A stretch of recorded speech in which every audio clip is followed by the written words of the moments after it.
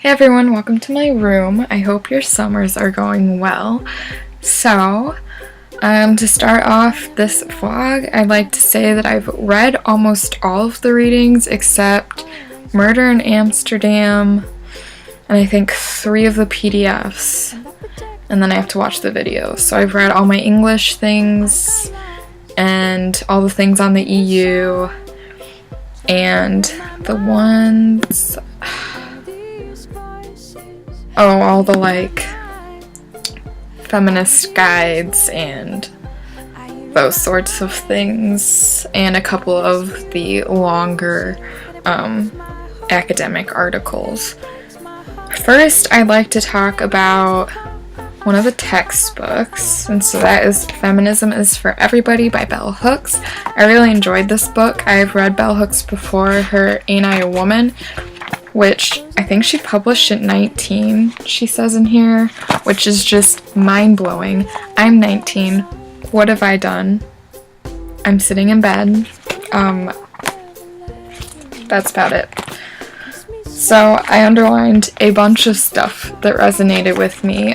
First, I like to say that I really like this book because not only does it give a good history of feminist and women's movements, but she also puts in her own 2 cents on where she believes that things need to go and what the movement is missing. Such as the heartbeat of our alternative vision is still a fundamental and necessary truth. There can be no love when there is domination. Feminist thinking and practice emphasize the value of multiple growth and self-actualization in partnerships and in parenting. And it talks about how, in actuality, the emotional well-being of women and men would be enhanced if both parties embrace feminist thinking and practice. So it's not only what it's about, but what it'll do for you, which kind of goes along with the title Feminism is for Everybody, because it kind of works as a campaign for the movement, as how this will benefit everyone. That was pages... Whew, did I miss it? Yes, I flipped right past it. Total bliss. This is in the parenting section. Yes. And so I think the thing that resonated most with me was the whole sisterhood is powerful.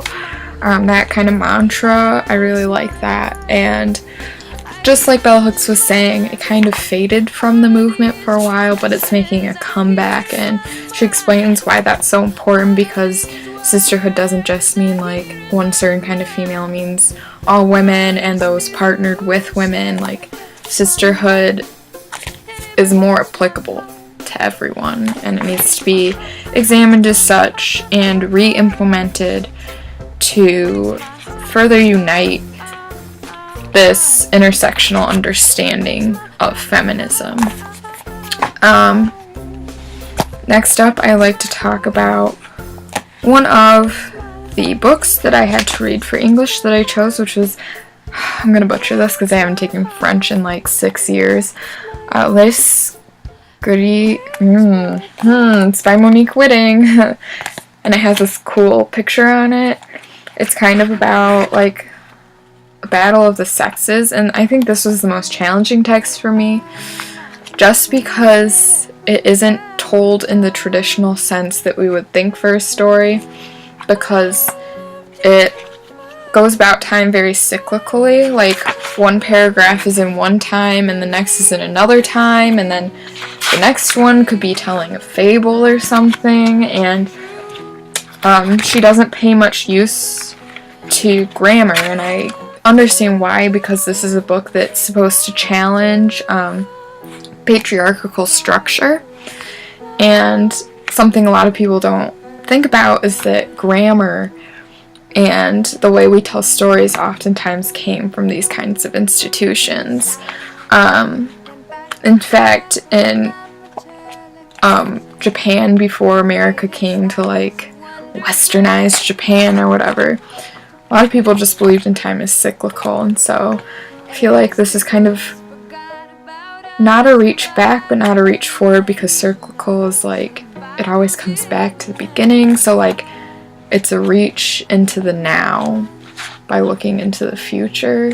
That doesn't really make sense, but kind of like the story didn't make sense. And I also thought of time being used as cyclical due to the use of circles in the novel throughout. That also is meant to represent like women in a sense, and it kind of explains why about genitalia, but also like you aren't born a woman, like something happens to make you become a woman. And so from what I understand, when Whitting wrote this book 1969, yeah, this was still kind of like it wasn't an idea in the feminist movements yet that women without vaginas were like a thing, you know, like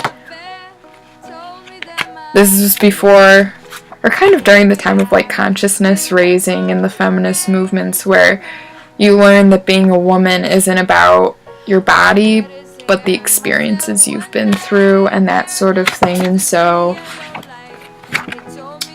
Whitting's novel challenges kind of this essentialist idea regarding women, and so I thought that was really cool, even if the entire book didn't make complete sense to me, but I'll get more into that in my English 153 vlog. I also want to talk about The Handmaid's Tale, but I want to talk about that in conjunction with another reading. Kind of, not really, but yes. So The Handmaid's Tale was like dystopian, and the ending was kind of dumb in my opinion, but whatever. The line that most resonated with me in that book, and I can't remember what page it's on because I bought like a $3 PDF of it. Anyway, there's this one point where the main character gets back from town meeting, I think, and she's sitting in bed and she's basically like, at that moment I surrendered myself to like the governing powers. Oh my gosh, my phone is just going off like crazy. The governing powers, and at that moment I finally felt their true power. And that reminded me a lot of another reading we had to do, which was Valentine's Imagining Transgender, because both readings appeal to Foucault, and I love me some Foucault. And so The Handmaid's Tale in that way was reminding me of, in History of Sexuality, Foucault talks a lot about the power of confession and how a subordinate's, like, recognition of a power is granting them that power. Like, otherwise, the people above you have no power because you aren't giving it to them. If that kind of makes sense. I'm probably not summing that up correctly in my, like, 10 seconds of talking about that, when it took Foucault, like, 3 books. And then he died, so no one really knows what it means. But, and then Valentine's Imagining Transgender, on page 30, Valentine talks about, talking about gay and transgender history in the way that Foucault did, where like these were a product of their time, and like what's the exact word? I aim to examine the history of transgender and homosexuality as categories, the history of their relationship, and the theoretical and political implications of seeing them as discrete throughout history. Following Foucault, I take a genealogical approach, one which examines the meanings, values, and investments of naming and labeling. Like Foucault, I am interested in how these categories do not simply describe discrete histories, but rather are productive of the very phenomena they seem to describe. So that, again, kind of tying in Whitting, too, like,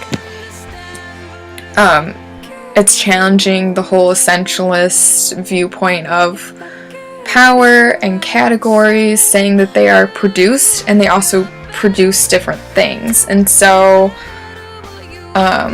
Power to me is very interesting, as you'll know if you read my my proposal for English readings, probably what I'll write a research paper on. But I don't know, power is just very interesting, and Foucault appeals to me in that sense because he talked about power in a way that other social theorists hadn't at the time, and where we don't think about who gets the power when a label is created, you know? And so I feel like all these books are really talking about that and trying to get at the basis of power and how to readjust that and what it means when you do so, and all these different things that fit together. So yes, and then that's all I'll talk about for now because I'm really went over. But how's my life going? Well, I'm back home. The place that I work at here shut down, so I don't have a job right now, and I don't have a car, so I just kind of sit at home all day and read books and clean. My partner's graduating from high school, so that'll be fun. Oh, I have to take the LSAT on June 12th, so pray. Send me positive thoughts, literally anything, because it's going to be terrible. So I've been studying for that. Yeah, that's about it. So as far as side trips go, me and a couple of other people from the program were flying out like a week early and going to Paris, which will be super fun. And then I'm celebrating my birthday while abroad, and so one of my friends will be studying, actually my best friend, she's going to be studying in Italy. Well, not studying, she's helping a professor with research.